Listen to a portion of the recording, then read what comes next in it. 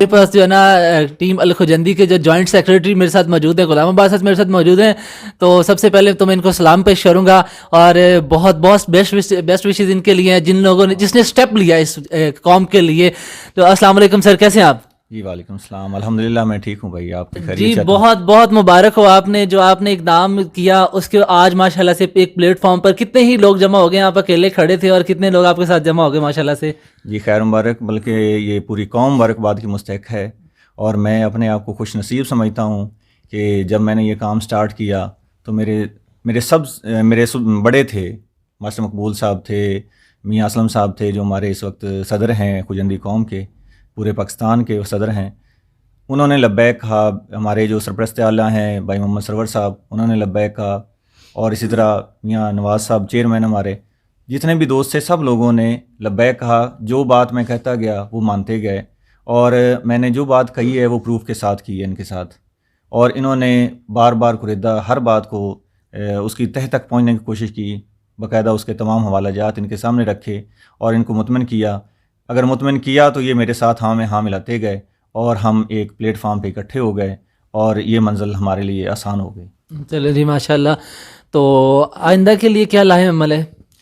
آئندہ کے لیے لائے عمل یہی ہے جی کہ سب سے پہلے تو ہم نے جو تاریخ اکٹھی کی ہے اس کا ریٹن پروف جو ہمارے پاس موجود ہے اس کی ترتیب دینی ہے، اس کا ایک کتابچہ تیار کرنا ہے، اور اس میں تمام ہماری قوم جو ہے خجندی قوم، خجندی چشتی قوم جو ہماری ہے، اس کا پورا بایو ڈیٹا ہے، اس میں شجرہ جات ہیں، ان کو ترتیب دینا ہے، کمپائل کرنا ہے، لنک سے لنک جوڑنے ہیں. جیسے ہم نے ہاتھوں سے ہاتھ ملائے ہیں، ہمارا خون ایک ہے، ہمارے آباء و اجداد ایک ہیں، ہم ایک ہی درخت کے شاخیں ہیں، پتے ہیں، تو ہم نے اکٹھے ہو کے رہنا ہے. اس اکٹھ کے لیے، اس اتحاد کے لیے ہم نے دن رات کوشش کی ہے.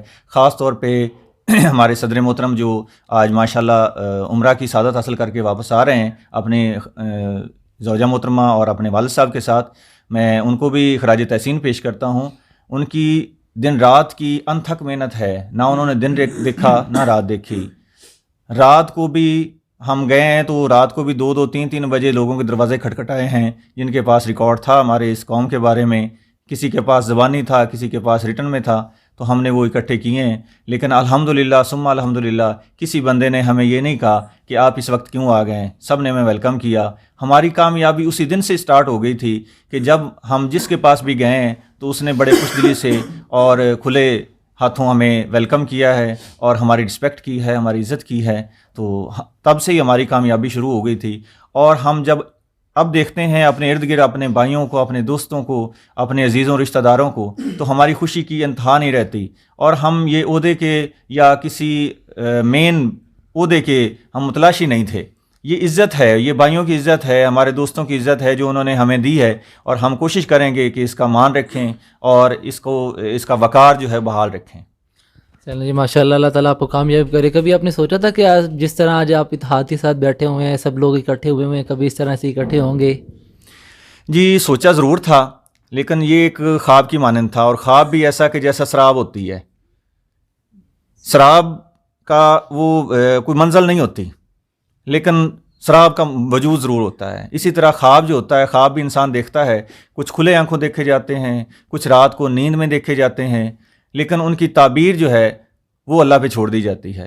تو اس کے لیے یہ کوئی آج کی بات نہیں ہے. یہ تقریباً میں 7ویں جماعت میں پڑھتا تھا جب سے میرے ذہن میں یہ خیال آیا کہ ہم نے اس قوم کو دیکھنا ہے کہ یہ قوم ہے کہاں سے. اس کا کوئی ریکارڈ نہیں ہے، کوئی اس کا کوئی پتہ نہیں ہے، کوئی اس کا پروف نہیں ہے، کسی کتاب میں درج نہیں ہے، تو اس کی تلاش کرنی ہے ہم نے. تب ریکارڈ نہیں تھا ہمارے پاس، لیکن ہم نے کوشش کی، دوستوں سے، بزرگوں سے، بڑوں سے پوچھتے رہے. سینہ در سینہ جو لوگوں کے پاس باتیں تھیں، سینہ گدر جیسے چلتا آ رہا تھا، اس کے بارے میں ہم پوچھتے گئے تو ہمیں کچھ نہ کچھ شواہد ملتے گئے. تاریخ جو ہے، تاریخ بھی روایات پہ مبنی ہے. جیسے جیسے روایات اکٹھی ہوتی جاتی ہیں وہ تاریخ کا حصہ بنتی جاتی ہیں. اس کو اگر تحریر کی صورت میں بنا دیا جائے تو وہ کتاب کی شکل اختیار کر لیتی ہیں، وہی ثبوت ہوتے ہیں. تو ہم نے تاریخ ڈھونڈنے کی بہت کوشش کی، لیکن پہلے ہمیں اس میں کامیابی نہیں ہوئی. لیکن جب ہم سب دوست بیٹھے مل کے بیٹھے. ہماری خاص طور پہ جو شبور کی ٹیم تھی, مرکزی ٹیم جو تھی, بنیادی ٹیم, جب ہم نے سر جوڑ کے بیٹھے اور ہم نے سوچا کہ ہمیں کوئی ایسا نقطہ تلاش کرنا چاہیے جس پہ ہماری اس ریسرچ کا, اس تلاش کا جو آغاز کیا جا سکے, تو وہ نقطہ کیا تھا؟ وہ تھا ہمارے جد امجد کا کہ موئنہ دوز ایک ایسا مقام, ایسا مرتبہ تھا کہ جس کے بارے میں کافی دوستوں سے سنا تھا, کافی بزرگوں سے سنا تھا.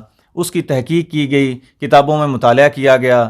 کچھ دوستوں نے بتایا کہ فلاں کتاب میں پڑھا ہے, کچھ نے بتایا فلاں کتاب میں پڑھا ہے. تو وہ کتابیں اکٹھی کی گئیں, تو ان سے ہمیں حوالہ جات ملتے گئے, اور ہماری خوشی کی انتہا نہیں ہے کہ ہم الحمدللہ کامیاب ہو چکے ہیں اور ہماری منزل بھی ٹھیک ہے اور ہم صحیح راستے پہ گامزن ہیں, اور اللہ تعالی ہمیں کامیاب کرے گا انشاءاللہ. چلیں جی آمین.